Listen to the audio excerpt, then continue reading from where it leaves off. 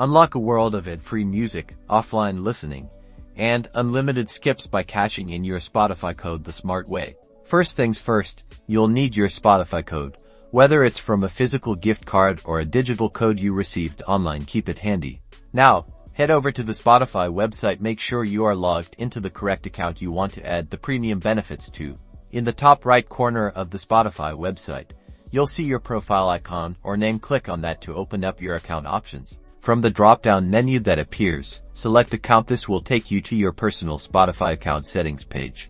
On your account page, scroll down until you find the option to redeem. It's usually a prominent button or link. Click on Redeem and you'll be directed to a page specifically for entering your code. Now, carefully type your Spotify code into the provided text box. Double-check for any typos to ensure it's entered correctly. Once your code is entered, click the Redeem button. Spotify will then process your code. Congratulations! You should now see a confirmation that your Spotify premium features have been unlocked or that credit has been successfully added to your account. Enjoy your enhanced listening experience.